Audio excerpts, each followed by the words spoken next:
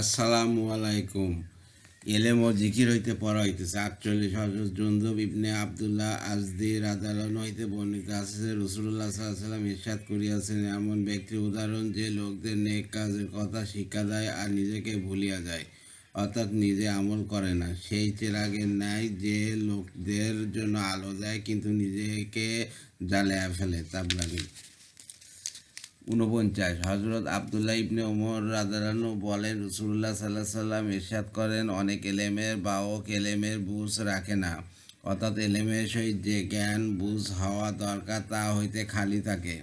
আর যাহার এলেম তার উপকার করে না, তার অজ্ঞতা তার ক্ষতি সাধন করিবে। তোমরা কুরআনে কারিমের প্রকৃত পাঠকারী তখন গণ্য হইবে যখন এই কুরআন তোমাদেরকে গুনাহ ও খারাপ কাজ হইতে বিরত রাখিবে। আর যদি কুরআন তোমাদেরকে বিরত না রাখে তবে তুমি উহার প্রকৃত পাঠকারী নও। 50 হযরত আবদুল্লাহ ইবনে আব্বাস রাদিয়াল্লাহু বর্ণনা করেন যে রাসূলুল্লাহ সাল্লাল্লাহু আলাইহি ওয়াসাল্লাম মক্কা মুনারাময় এক রাতে দাঁড়াইলেন এবং 3 বার এই প্রশংসা করিলেন, আয় আল্লাহ, আমি কি পৌঁছিয়া দিয়াছি। হযরত ওমর রাদিয়াল্লাহু যিনি আল্লাহ তাআলার দরবারে অত্যাধিক কানাকাটি করিতেন, তিনি উঠিয়া আরজ করিলেন, জি হ্যাঁ, আমি আল্লাহ তাআলাকে সাক্ষী রাখিয়া বলিতেছি যে আপনি পৌঁছিয়া দিয়াছেন। আপনি লোকদিগকে ইসলামের ব্যাপারে যথেষ্ট উৎসাহ দিয়াছেন এবং উহা যথেষ্ট চেষ্টা করিয়াছেন ও নসিহত করিয়াছেন। তখন রাসূলুল্লাহ সাল্লাল্লাহু আলাইহি ওয়াসাল্লাম ইরশাদ করিলেন, ঈমান অবশ্যই এই পরিমাণ বিজয় লাভ করিবে যে কুফরকে তার ঠিকানায় ফিরিয়ে দেওয়া হইবে। আর নিঃসন্দেহে তোমরা ইসলাম প্রচারের উদ্দেশ্যে সমুদ্র সফরও করিবে এবং লোকদের উপর অবশ্যই এমন জামানা আসিবে যে লোকেরা কোরআন শিক্ষা করিবে, উহা তেলাওয়াত করিবে আর বলিবে যে আমরা পড়িয়া লইয়াছি, বুঝিয়া লইয়াছি, এখন আমাদের অপেক্ষা উত্তম কে আছে। নবী করিম সাল্লাল্লাহু আলাইহি ওয়াসাল্লাম ইরশাদ করেন, তাহাদের মধ্যে কি কোনো কল্যাণ থাকিতে পারে? অর্থাৎ তাদের মধ্যে সামান্যতম কল্যাণ নাই, অথচ তাদের দাবি যে আমাদের অপেক্ষা উত্তম কে আছে। সাহাবা রাদিয়াল্লাহু আনহুম আরজ করিলেন, ইয়া রাসূলুল্লাহ, ইহারা কারা? ইরশাদ করলেন, ইহারা তোমাদের মধ্য হইতে হইবে, অর্থাৎ এই উম্মতের মধ্য হইতে হইবে, উহারাই দোজখের ইন্ধন। 51 হযরত আনাস রাদিয়াল্লাহু বর্ণনা করেন যে আমি রাসূলুল্লাহ সাল্লাল্লাহু আলাইহি ওয়াসাল্লামের দরজার নিকট বসিয়া পরস্পর এইভাবে আলোচনা করিতেছিলাম যে একজন একটি আয়াতকে এবং অপরজন অন্য একটি আয়াতকে নিজের কথার সপক্ষে দলিল হিসাবে পেশ করিতেছিল। এইভাবে ঝগড়ার রূপ ধারণ করিল। ইতিমধ্যে রাসূলুল্লাহ সাল্লাল্লাহু আলাইহি ওয়াসাল্লাম আসিলেন। তার চেহারা মোবারক রাগের দরুন এইরূপ রক্তবর্ণ হইতেছিল যেন তার চেহারা মোবারকের উপর ডালিমের দানা নিংড়ায় দেওয়া হইয়াছে। তিনি ইরশাদ করিলেন, হে লোকেরা, তোমাদেরকে এই ঝগড়ার জন্য দুনিয়াতে পাঠানো হইয়াছে, আর না তোমাদিগকে উহার আদেশ করা হইয়াছে। আমার এই দুনিয়া হইতে চলিয়া যাওয়ার পর ঝগড়ার দরুন তোমরা একে অপরের গর্দান মারিয়া কাফির হইয়া যাইও না, কারণ এই আমল কুফর পর্যন্ত পৌঁছিয়া দেয়। 52 হযরত আবদুল্লাহ ইবনে আব্বাস রাদিয়াল্লাহু রাসূলুল্লাহ সাল্লাল্লাহু আলাইহি ওয়াসাল্লামের ইরশাদ নকল করেন যে হযরত ঈসা আলাইহিস সালাম বলিয়াছেন, সমস্ত বিষয় 3 প্রকারের মধ্যেই সীমাবদ্ধ। এক, এই যে উহার সঠিক হওয়া তোমার নিকট স্পষ্ট হইয়া গিয়াছে, অতএব উহার অনুসরণ করো। দ্বিতীয়, এই যে উহার বেঠিক হওয়া তোমার নিকট স্পষ্ট হইয়া গিয়াছে, অতএব উহা হইতে বাঁচিয়া থাকো। তৃতীয়, এই যে উহার সঠিক ও বেঠিক হওয়া স্পষ্ট নয়, অতএব উহার ব্যাপারে যে জানে অর্থাৎ আলেমের নিকট জিজ্ঞাসা করিয়া লও। 53 হযরত ইবনে আব্বাস রাদিয়াল্লাহু হইতে বর্ণিত আছে যে রাসূলুল্লাহ সাল্লাল্লাহু আলাইহি ওয়াসাল্লাম ইরশাদ করিয়াছেন, আমার সহিত সম্পৃক্ত করিয়া হাদিস বর্ণনা করিতে সতর্কতা অবলম্বন করিও। শুধু ওই হাদিসই বর্ণনা করিও যার হাদিস হওয়া তোমাদের জানা থাকে। যে ব্যক্তি জানিয়া বুঝিয়া আমার সহিত ভুল হাদিস সম্পৃক্ত করিয়াছে সে যেন দোজখের ভিতর আপন ঠিকানা বানিয়া লয়।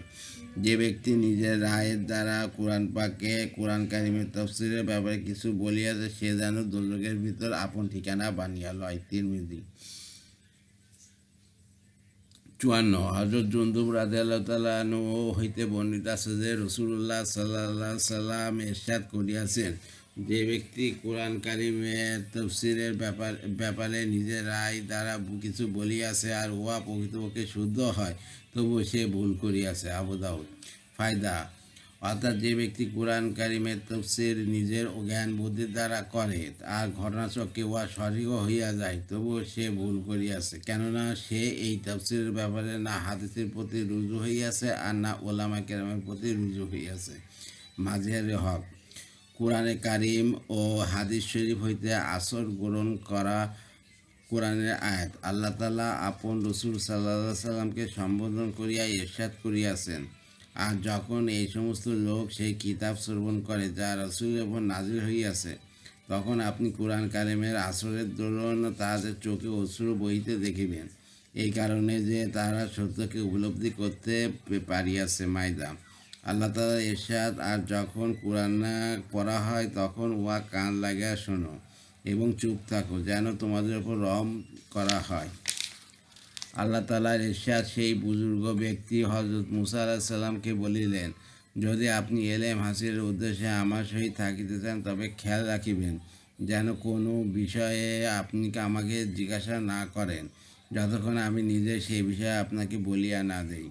আল্লাহ তাআলা আপন রসুল সাল্লাল্লাহু আলাইহি সাল্লামকে ইরশাদ করিয়াছেন, আপনি আমার সেই সকল বান্দাকে সুসংবাদ শুনিয়া দিন যারা এই কালামে ইলাহিকে কান লাগাইয়া শ্রবণ করে অথবা উহার উত্তম কথাগুলির উপর আমল করে, উহারাই তারা যাদিওকে আল্লাহ তাআলা হেদায়েত দান করিয়াছেন, আর ইয়ারাই জ্ঞানী লোক। জুমার।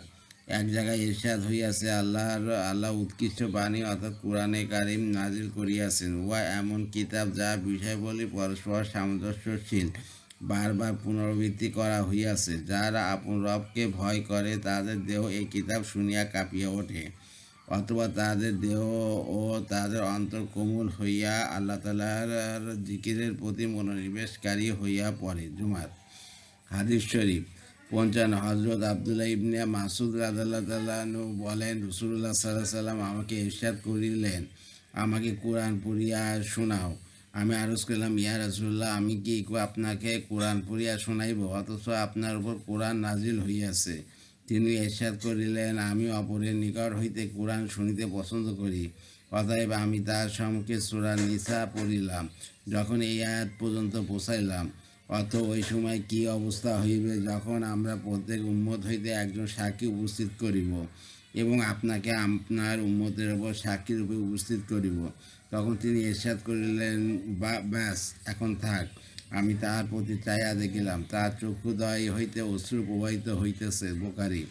৫৬। হযরত আবু হুরায়রা রাদিয়াল্লাহু আনহু হইতে বর্ণিত আছে যে রাসূলুল্লাহ সাল্লাল্লাহু আলাইহি ওয়াসাল্লাম ইরশাদ করিয়াছেন, আল্লাহ তাআলা যখন আসমানে কোনো হুকুম জারি করেন তখন ফেরেশতাগণ আল্লাহ তাআলার হুকুমের আজমত ও ভয়ে কাঁপিয়া ওঠেন। আল্লাহ তাআলার হুকুমের প্রতি নতি স্বীকার করত আপন পাখাসমূহ নাড়িতে থাকেন। ফেরেশতাগণ আল্লাহ তাআলার ইরশাদ এইরূপ শুনিতে পান, যেমন মসৃণ পাথরের উপর শিকল দ্বারা আঘাতের শব্দ হয়, অথবা যখন ফেরেশতাদের অন্তর হইতে ভয় দূর করিয়া দেওয়া হয় তখন তারা একে অপরকে জিজ্ঞাসা করেন, তোমাদের পরওয়ারদিগার কি হুকুম দিয়াছেন? তারা বলেন, হক কথার হুকুম দিয়াছেন, প্রকৃতই তিনি অত্যন্ত উচ্চ মর্যাদাশীল ও সবার চেয়ে বড়। বুখারী। ৫৭। হযরত আবু সালমা ইবনে আব্দুর রহমান ইবনে আউফ রহমতুল্লাহ বলেন, হযরত আব্দুল্লাহ ইবনে ওমর রাদিয়াল্লাহু আনহু ও হযরত আব্দুল ইবনে ওমর আমর ইবনে আস রাদিয়াল্লাহু আনহু উভয়ের পরস্পর মারওয়া পাহাড়ের ওপর সাক্ষাৎ হইল। তারা কিছু সময় পরস্পর কথাবার্তা বলিতে থাকিলেন। তারপর হযরত আব্দুল ইবনে আমর রাদিয়াল্লাহু আনহু চলিয়া গেলেন, আর হযরত আব্দুল্লাহ ইবনে ওমর রাদিয়াল্লাহু আনহু সেখানে বসিয়া কাঁদিতে থাকিলেন। এক ব্যক্তি তাহাকে জিজ্ঞাসা করিল, হে আবু আব্দুর রহমান, আপনি কেন কাঁদিতেছেন? হযরত ইবনে ওমর রাদিয়াল্লাহু আনহু বলিলেন, এই ব্যক্তি হয়তো অর্থাৎ হযরত আব্দুল্লাহ ইবনে আমর রাদিয়াল্লাহু এখনই বলিয়া গেলেন যে তিনি রাসূলুল্লাহ সাল্লাল্লাহু আলাইহি ওয়াসাল্লাম ইরশাদ করিতে শুনিয়াছেন যে, যার অন্তর সরিষার দানা পরিমাণ অহংকার থাকিবে আল্লাহ তাআলা তাকে উপর করিয়া আগুনে নিক্ষেপ করিবেন। মুসনাদে আহমদ, তাবরানী, মাজাইল জাওয়াদ। এই হচ্ছে এই এলেম ও জিকির মুতাকাব হাদিসের এলেম ও জিকিরের এলেম অধ্যায় শেষ হয়ে গেল। জিকির অধ্যায় আগামীকাল থেকে পড়া হবে, পরে পড়া হবে। আর আপনারা আমার ইউটিউব চ্যানেল রিপন কুরাজ, ওইটাকে আপনার সাবস্ক্রাইব করবেন, লাইক কমেন্ট শেয়ার দেবেন। আর এই রিপন কুরাজ হচ্ছে আমার ফেসবুক পেজ, ওইটাকে আপনার ফলোতে রাখবেন। সবাই ভালো থাকবেন, সুস্থ থাকবেন, স্বাভাবিক থাকবেন। আল্লাহ হাফিজ।